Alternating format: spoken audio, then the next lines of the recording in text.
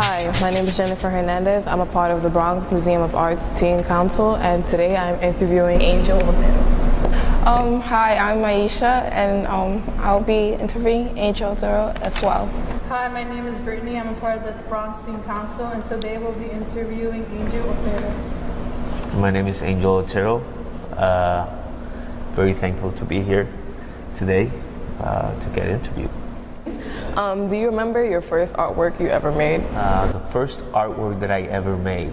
Well, I'm sure I always was driven since kid to drawing like any other child, but I do have a fond memory of a very unique drawing I did when I was around 6, and that was a cartoon, but the name of Hello Kitty, which you know, right? It's funny.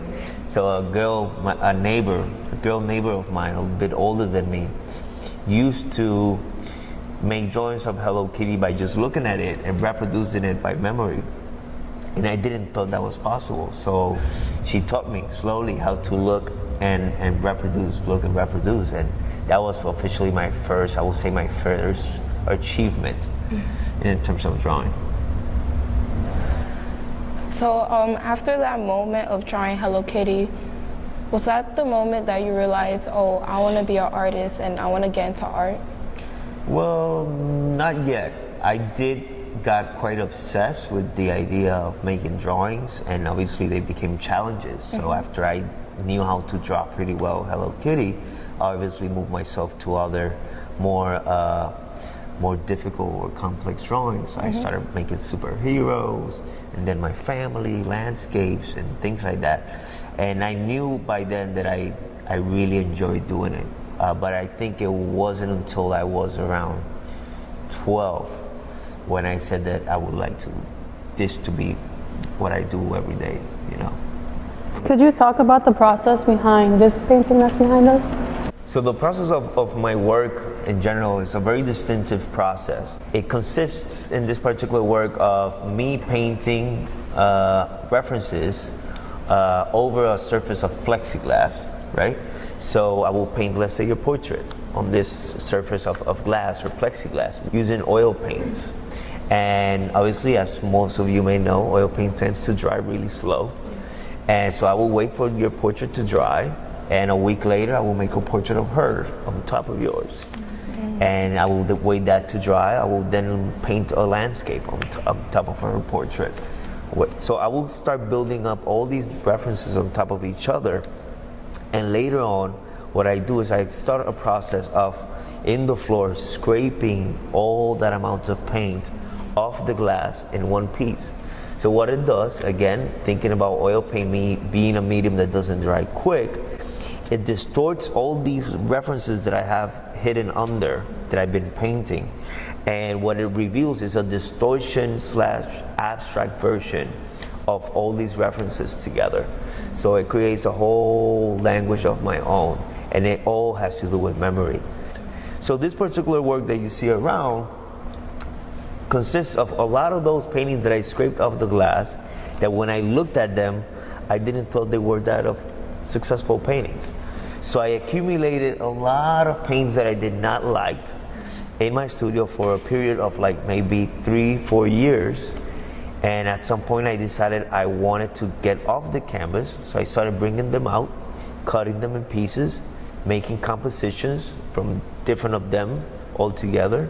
So the pieces that you see here are all wire skins just pretty much hanging from the wall. Wow, interesting. Yeah. This is my favorite art piece that you made out of the whole collection, because I like that little big black blob right there, whatever that is. Can you tell me hidden facts about this artwork? You know, when it comes to abstract painting, it's very difficult to say why I put this here and there. It's something more intuitive. You know, I knew I had red there and I had this. Then I wanted to kind of break the idea of that becoming a frame, so I put that black. So that black makes some sort of rhyme or poetry with this other black. You know, art, and when it comes to the eye, you want kind of the eye to follow around the painting. So you see warm colors like that orange or the red up there, they kind of complement each other from corners to corners in order to the eye to follow over there. Oh yeah. You know, before I decided, and this is something for all of you that are, most of you are in high school, right? Yes. Yeah. When I went to college, I went to study art. Not that my family was not supportive, right? They were supportive of me making art, but they were a little skeptical about me following a career as an artist, right? And my dad at the moment was an insurance agent.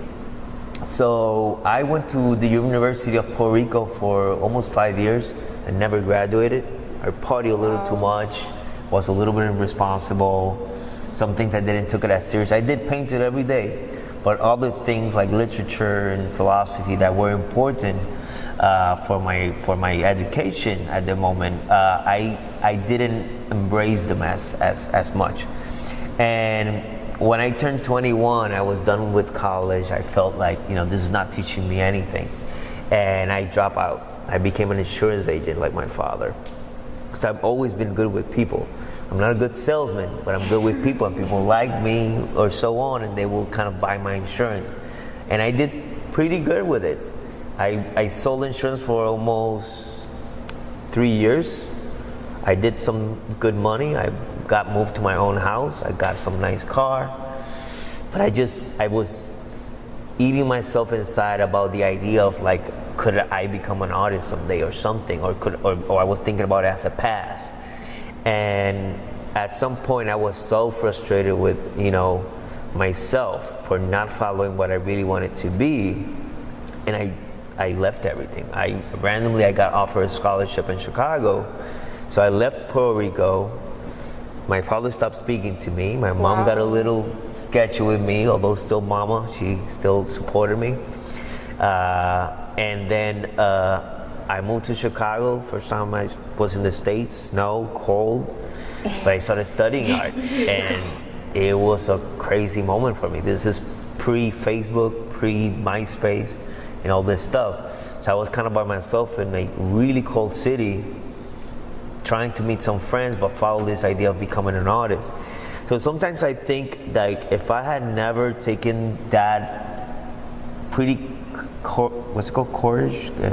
courageous decision of leaving something that was pretty stable in order to follow this adventure, I don't know if I would have been selling insurance, or who knows what I would be doing in Puerto Rico. But yeah. Well, thank you so much. Sure, you're welcome.